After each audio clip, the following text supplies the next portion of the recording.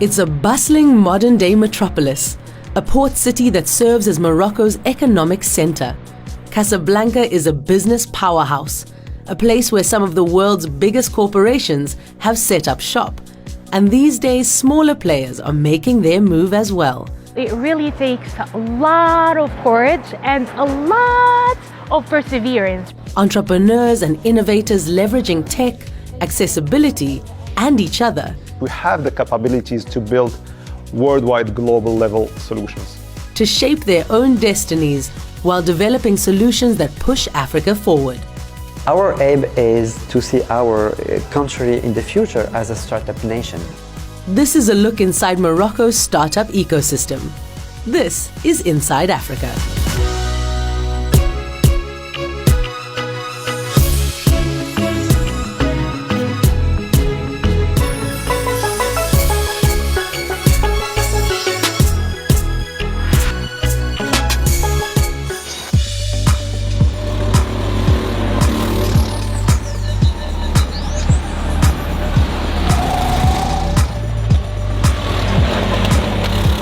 Entrepreneurship is like this sport.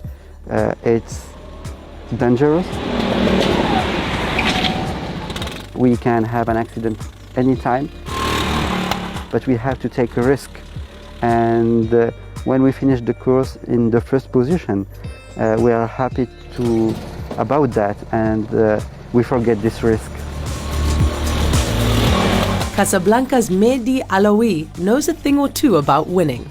Since 2001, the serial entrepreneur has participated in many technology-themed competitions, won multiple awards, and launched several tech startups along the way, a journey he likens to a classic cartoon series. It's not easy to be an entrepreneur and to succeed. When we wake up in the morning, we need to know as an entrepreneur that we will face many challenges and we are ready to find a solution. So basically what we need is to be perseverant and resilient. This is for me the two most important, quality of an entrepreneur. Usually I take this example of a cartoon that's called Beep Beep Coyote, where we have a coyote running all the time trying to catch the beep beep. And what you know in this cartoon is this coyote have all the problem in the world. Sometimes he have a bomb exploded in his face. Sometimes he have a train that completely passed on him. But what usually people don't know is in the last episode of this cartoon, the coyote catch the beep beep. And this is the success story, and this is how an entrepreneur should take this adventure. He will face a lot of problems, but with perseverance and resilience, he will be able, to succeed and have his success story. The tech-savvy visionary first made a splash with mobile development platform ScreenD, which he co-founded in 2012. Considered a revolution in the developer community because it allows users to conveniently and quickly create mobile apps, Mehdi still needed help to fully launch the platform. In December 2015, I ran a hackathon here in this building where I invited, I think, 100 youth to come and to prototype application using ScreenD. Hackathons are competition-style events that bring together groups of people to collaborate on a project, often focused on computer programming. That particular event helped Mehdi put the finishing touches on ScreenD, but also provided additional inspiration. When I was working with this youth during the hackathon, it remembered me 20 years ago when I started my first startup.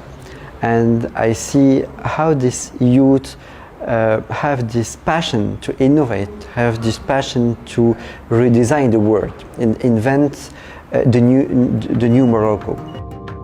His latest venture is called La Startup Factory. It's located in a cluster of buildings known as Techno Park in Casablanca's Sidi Marouf neighborhood. What we was trying to do is super simple. We have corporates that have problem and they don't know how to solve it, and we have a startup that are innovative but they don't have clients. So what we do is we just bring both of components in the same place, in the same time, to help them to work together. Our mission is to facilitate that. We started that on January 2017, and from that day to today, we didn't rest at least one day.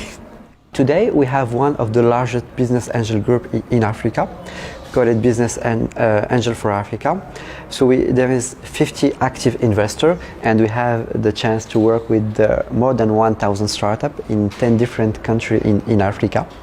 And we was able to incubate 150 startups here physically in our space.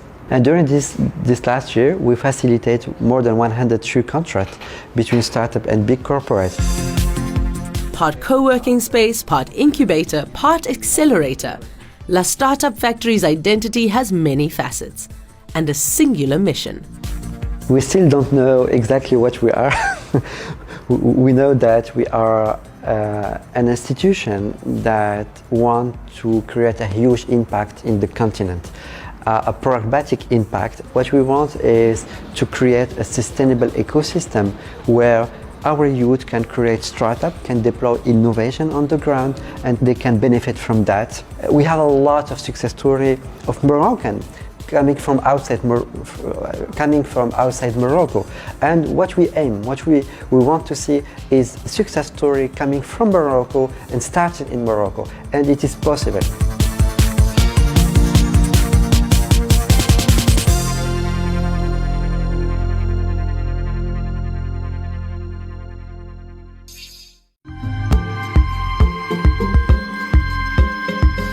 It's early Saturday morning in Casablanca's Sidi Marouf neighborhood.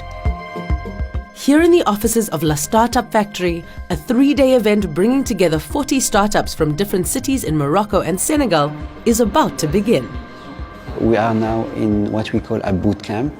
It's a 3 days training where we help the startup to create what we call the pitch deck. The pitch deck is the most important document that help a startup, to pitch their idea and their business to anyone. The objective? Collaborative innovation and empowering entrepreneurs. These early stage companies come from different backgrounds and target industries like real estate, food and business services. I get some advices about targeting the market.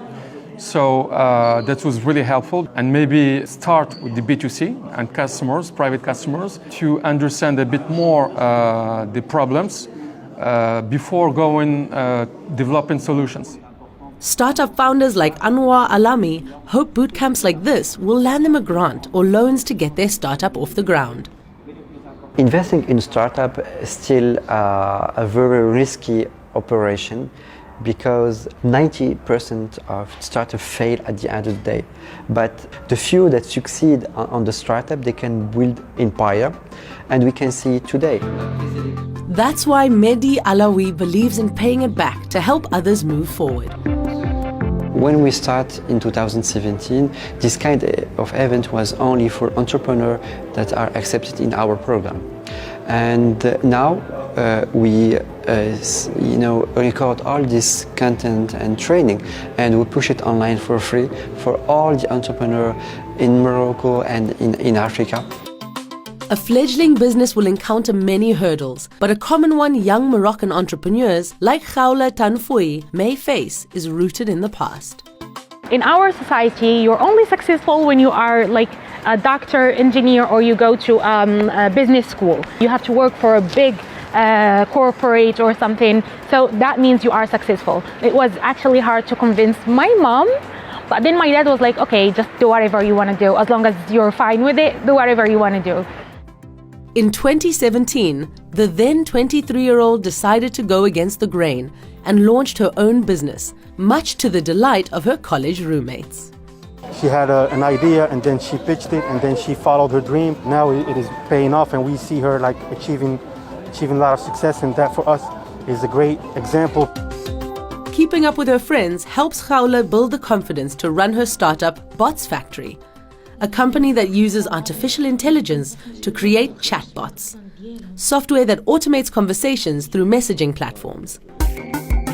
It really takes a lot of courage and a lot of perseverance, really. Like from school to starting a business. Like I didn't have like any business background before, like no working experiences.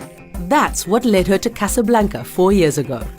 The lifestyle here in Casablanca it is stressing, but I think it's a good thing. Everybody's running, everybody's moving, so it is so motivating actually. I love being here. And Mehdi Alaoui took her under his wing. I have a very good relationship with Mehdi, so he's like a big brother, mentor for me.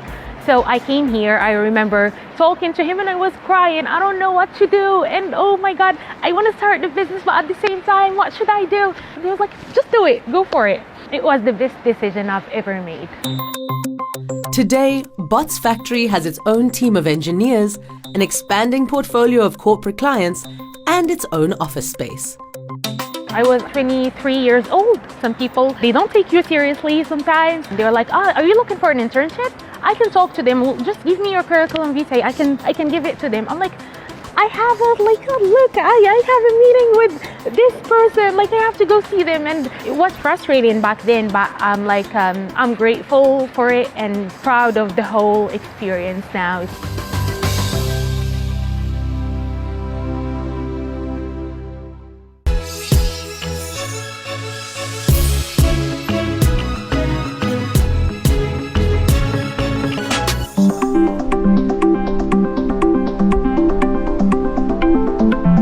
In Morocco, a new ecosystem is starting to emerge. Our ambition is to see our country and our continent as a startup nation. The proliferation of hackathons, boot camps, collaborative spaces, university programs, and government initiatives are helping new companies get noticed, get funded, and get started. While there is room for improvement, the promise that Morocco offers to budding entrepreneurs is attracting attention from some of its neighbors. Pour l'instant, c'est vraiment du 20h sur 24 parce qu'on a les deux pays. Le Maroc est en avance d'une heure de temps. We work 22 hours a day. We're 1 hour ahead of Senegal, so we have to wake up beforehand to be on time. 7-18 heures. Le temps de prendre la route pour We continue until 6 p.m., and after that, it's up to the Dakar teams to take over. Senegalese startup Logidou recently opened up a new branch in Morocco. Co-founder and CEO Tamsir Traoré was born in Senegal, where the company still operates. But Morocco also holds a special place in his heart. Des fois, il y a certains pays qui font de toi ce que tu es. They say that some countries make you what you are. La période adolescente. For me, the most important part of my life was my adolescence, which I spent here. This is where I found my bearings, much more than in my home country, Senegal.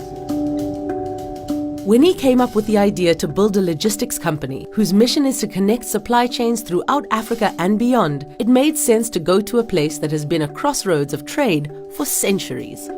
Le Maroc aujourd'hui est quand même une position géographique qui nous permet Morocco, due to its geographical position, is a sub-regional hub that connects sub-Saharan Africa to Europe. Morocco has all the assets to be a commercial hub. Par rapport au restant des continents.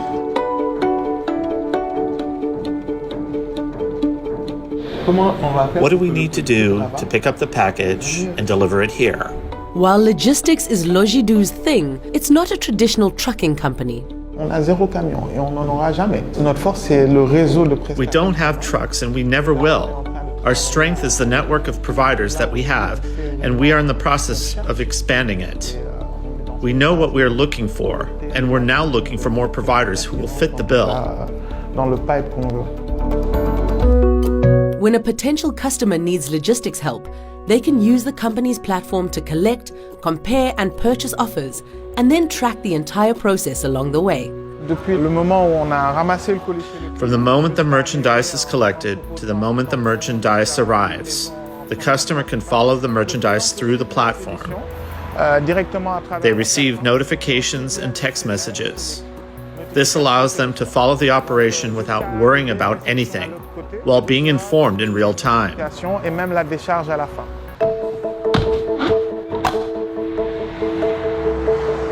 Tamsir's hope is to simplify and bring greater efficiency to an industry he believes needs a major upgrade.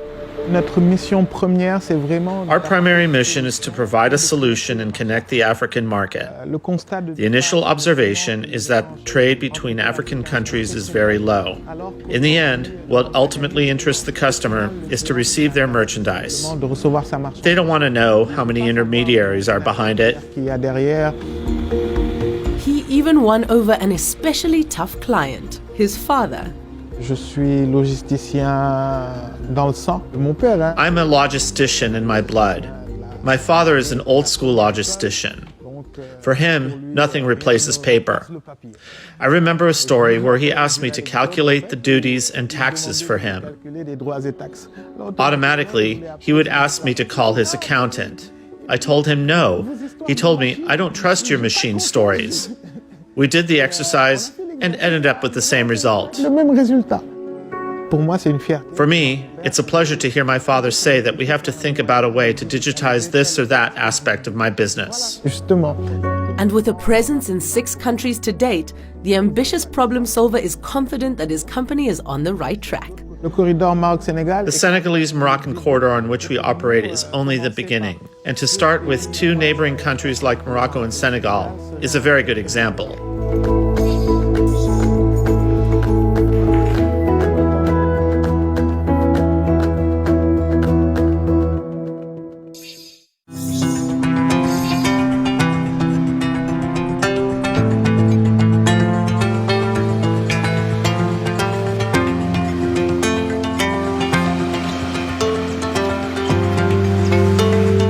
Casablanca Finance City, a decade-old financial and business district designed to be a hub for multinational company headquarters. It is a first of its kind on the African continent. A 27-story building completed at the end of 2019 is in the center. The Casablanca Finance City Tower attracts foreign and local investors who desire access to the rest of Africa. But it is also attractive to young startups seeking to disrupt industries and solve societal problems. My name is Badr Idrisi. I'm the CEO and co-founder of Atlant Space. We're building artificial intelligence to allow drones to navigate autonomously without human pilots and perform missions beyond the horizon and beyond visual line of sight. This is what we're trying to achieve with Atlant Space. Early in his career, Badr Idrisi went the big company route, working for companies like Microsoft, Siemens and Nokia. But he always had an entrepreneurial spirit. It was always an objective to create a company and to be able to build something. The Atlant Space journey started in December 2015, just after the signature of the Paris Agreement. With Younes Moumen, who is the co-founder and CTO, we had a genuine discussion about our generation's legacy. And we were shocked to know that during our lifetime, if we don't do anything, rhinoceroses and elephants will disappear from Africa. We also were deeply impacted by the fact that worldwide, more than 20% of the world fisheries are illegal. $1.4 billion is what illegal fishing is costing West Africa every year. Coming from Morocco, which is a coastal country where fishing represents a huge portion of our culture, but also of our economy. So we decided to act.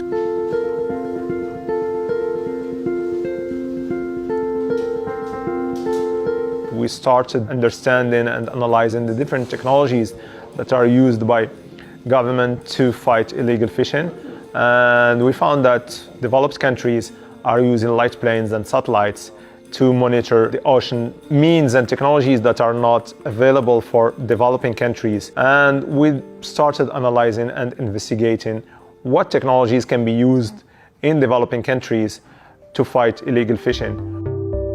Drones were an obvious choice, but it didn't take long to discover their limitations. We found that the current technology of drones is limited by the visual line of sight. Drones cannot go beyond horizon for technical issues. So the transmission equipment is the first barrier to using drones in monitoring the ocean. The second barrier is the human expertise. for every drone, we needed a pilot. It's acceptable to find a pilot when you are flying one drone, but imagine you have a project where you need to monitor 1 million square kilometer of exclusive economic zones, and you would need like 20 pilots or 30 pilots for 30 drones. You will not be able to find them easily in developing countries. This is when the real work began. So we decided to remove the need for a pilot for every drone, replacing it by an operator that can manage up to 20-30 drones simultaneously. This also allowed us to go beyond horizon. We are also able to send real-time information about what's happening, because the AI is taking pictures and analyzing in real time what's happening and transmitting a transcript to the authorities so they can intervene for illegal activities in the ocean. In 2018, the groundbreaking technology was recognized with the Marine Protection Prize by the National Geographic Society, which included an award of $150,000. 5 years in, there is plenty of reason to celebrate the company's success. But the CEO says there's more work to be done. We don't think that we succeeded yet. This journey is still very long, and there are different objectives that we should achieve and we need to achieve. So we don't consider that we have succeeded. Our success is measured by the impact we're having on the sustainability level when the technology is deployed in a country, or on the humanitarian level when the technology is deployed to support distressed populations. So this is the objective for us. Startups may be small, but their success can have a big impact on countries by forcing them to evolve their thinking through advancing technology and positively changing the way people live. And while Morocco's startup ecosystem continues to find its footing, there is promise in the groundbreaking work being laid out by these Casablanca-based entrepreneurs. What we see is we have a lot of youth and talent that can innovate. My purpose is to inspire more little girls, more women to be tech entrepreneurs, because they can. Women are so smart. Come on, like, we can do IT. We have an ecosystem that is already here, which allows us to go faster and compete with all the connected markets. In a country such as Morocco, we are a market that is not small, but is not very big. We're in the middle of the two, and I strongly believe that we have the capabilities to build worldwide, global level solutions.